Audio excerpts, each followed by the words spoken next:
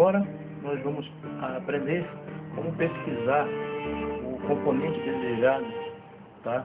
Para poder levar até o datasheet na internet e ver quais são os pontos de funcionamento e qual é o esquema do componente. O primeiro componente que eu vou passar para vocês é esse componente aqui, tá vendo? Esse componente,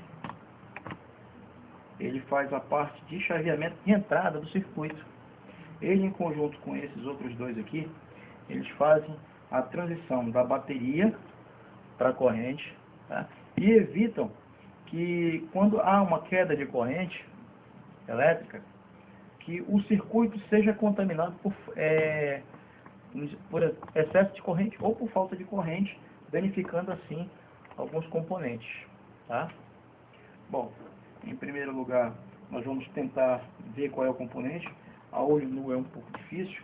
Eu vou usar um recurso que eu tenho aqui na minha bancada, que é uma câmerazinha, tá? Uma webcam com luz, tá? Uma luminária. Vou abrir aqui o programa, tá? Deixa eu ligar aqui a lâmpada dela e vou ver onde é que está o componente e qual é o componente que eu vou fazer a pesquisa do datasheet. Vocês podem perceber ali, ó, a tela, tá?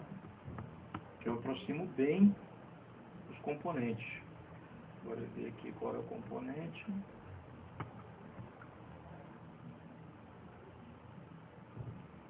Vamos lá. É fácil identificar porque é o único que está numa posição diferente dos outros. Aqui o rapaz. Bom, quando nós vamos pesquisar na datasheet, o que nós precisamos ver é essas letras aqui, ó. FDS seguido desse número. Aqui no caso é um 6675BZ, tá? Sempre lembrando que eu sei que é um Z, apesar de parecer um 7, porque os dois últimos dígitos são letras, tá? Sempre os dois últimos dígitos vão ser letras. Bom, eu já sei qual é o componente, então eu vou fechar aqui, vou ligar aqui a webcam, fechar o programa e vou passar para a internet, tá? Vou abrir aqui o datasheet, já abri ele anteriormente, e vi aqui, ó, FDS 6679AZ, não, isso aqui está errado, deixa eu fechar isso aqui, deu 5BZ, aqui ó, 5BZ, aqui o rapaz,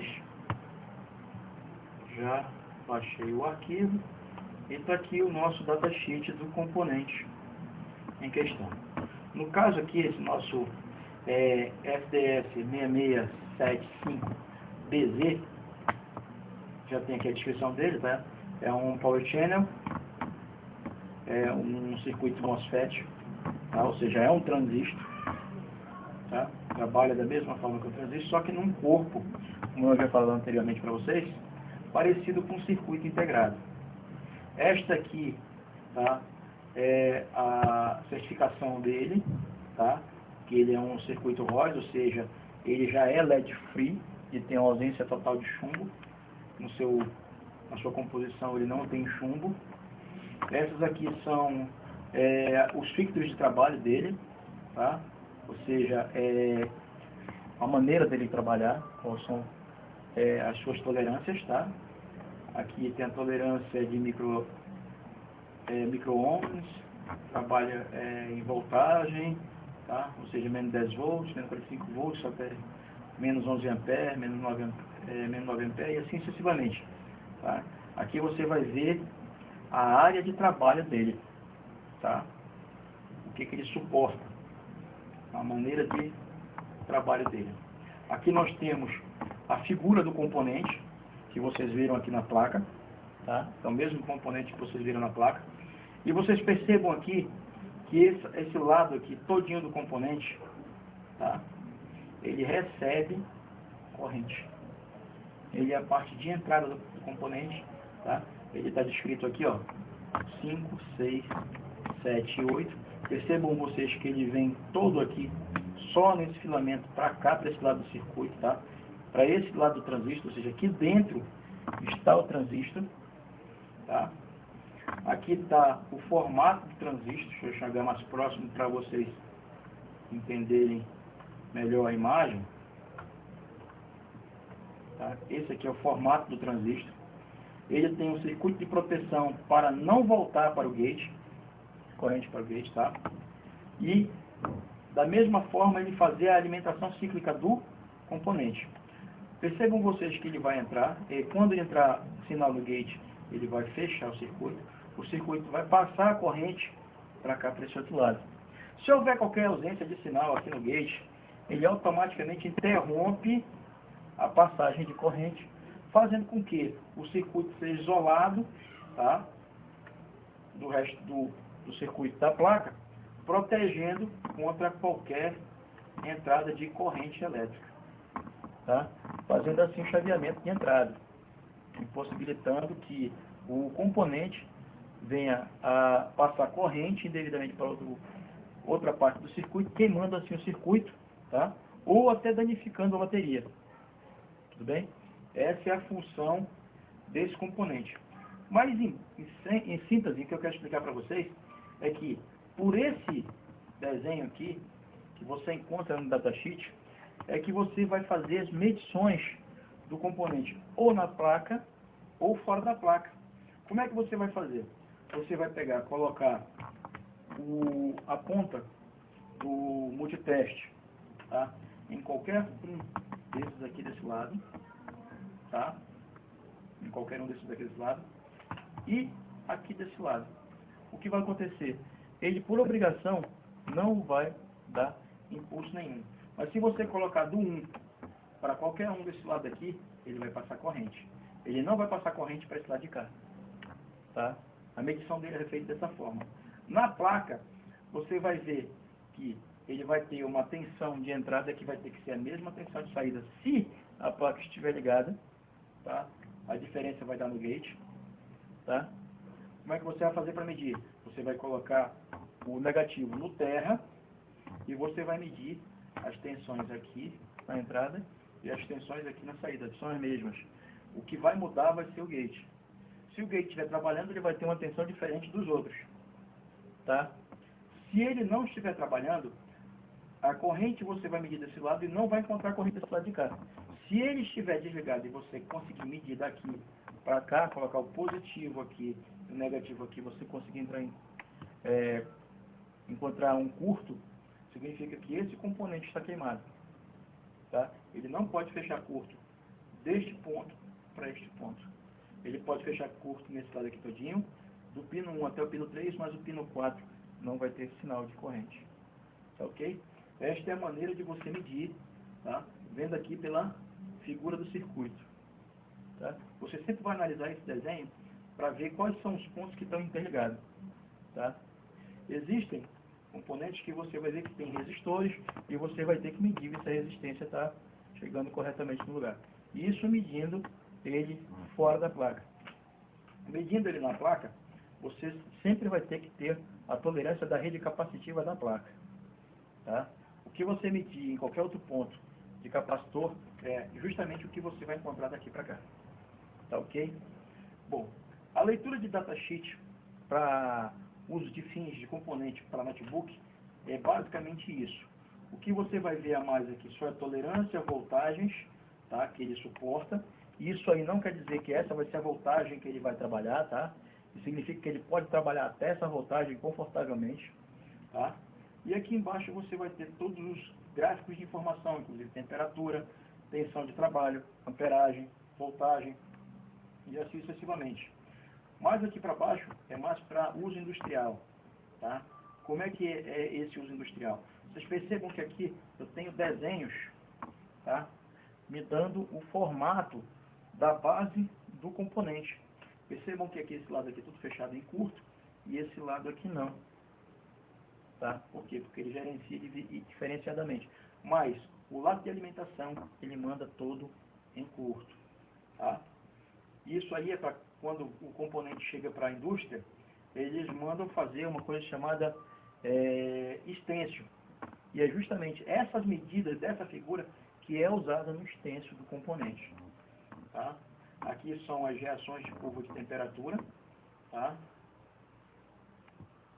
Também é para uso industrial, para você soldar o componente, ter a curva de temperatura de trabalho, as curvas de temperatura de trabalho do componente recebendo alimentação, tá? Ele atinge essas temperaturas. E aqui são os modelos de variação de corrente que ele recebe, tá? Ele trabalha desta maneira dentro do circuito. Basicamente é isto que ele faz. Aqui seria mais os sinais medidos para o osciloscópio, tá? Que ele vai lhe dar a maneira de medir e a onda que vai sair, tá? E aqui a família do transistor em questão, tá? Toda descrição e similaridade do componente, tá?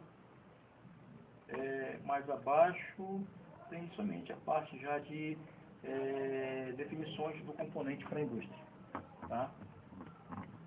Basicamente este é o modo de você usar o datasheet, tá? E você viu aqui também como é que os transistores podem se apresentar na placa, tá? Este transistor aqui, basicamente eles só são 3 pontos. Se você for parar para observar, esses 4 pontos aqui é um ponto só, tá? Esses 3 pontos aqui também é outro ponto, e esse ponto 4 é um ponto só, ou seja, isso é um transistor num invólucro diferenciado, tá? Então, o que eu queria que vocês entendessem, todo transistor, tá? Ele trabalha também dessa mesma forma, com 3 perninhas, tá? 3 polos, sendo que este aqui tem um pouco mais, mas não deixou de ser um transistor, ele só está numa carcaça diferente, tá? Para ajudar tanto a fixação quanto a miniaturização do componente. Os outros transistores que você vai encontrar por aí também são da mesma forma, só que com menos pinos, tá? A gente pode encontrar aqui alguns V6, pode encontrar alguns TICs, alguns MOSFETs, FETs, tá? Como você pode ver aqui na placa, nós temos alguns transistores SMD também com corpo um pouco diferente, só que com 3 pinos, tá? Se eu fosse falar sobre todos eles, a gente ia passar um bom tempo aqui. Você vai perceber que aqui também nós temos outros transistores, tá? Que fazem a parte de alimentação do cooler. Ele faz o controle de velocidade do cooler, tá? E também temos aqui alguns outros, como esses aqui, ó, similares a esse aqui, que fazem a parte de alimentação da memória, tá? Eles também são transistores. Só que vocês vão perceber que em notebook os transistores nem sempre são comuns, como nós estamos acostumados a encontrar somente com o terminal com anodo, catódo e o gate, tá? Eles vão apresentar em vários formatos diferentes, mas basicamente o transistor é o mesmo, tá? Você vai usar o datasheet para falar sobre o transistor. Com relação à identificação deles, eles sempre vão estar identificados aqui como Q ou TB ou algumas outras nomenclaturas provenientes somente de transistor, tá? Mas isso já faz parte de endereçamento, você vai ver isso lá no circuito elétrico da placa, tá? Então, como eu estava explicando para vocês, um transistor vai ficar sempre comutando com o outro. Se um desarmar, o outro desarma. Eles recebem um sinal, tá?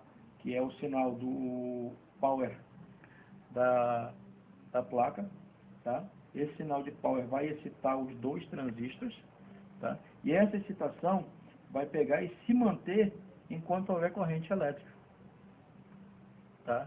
É como se fosse um relé, que depois que eu ligo o relé, a alimentação começa a circular o circuito, e enquanto a alimentação não cessar no circuito, ou eu não provocar a ruptura dessa alimentação, ele não vai parar de alimentar os componentes, tá?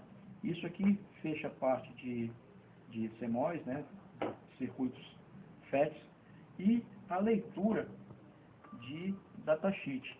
Com isso aqui você já vai conseguir sozinho, fazendo da mesma maneira que eu fiz aqui para vocês, encontrar qualquer componente e uma ação de trabalho do componente. Você vai saber em qualquer ponto da placa, qualquer componente que seja, que você baixando o datasheet no All Datasheet, você consegue fazer a leitura e desenvolver a identificação dos componentes.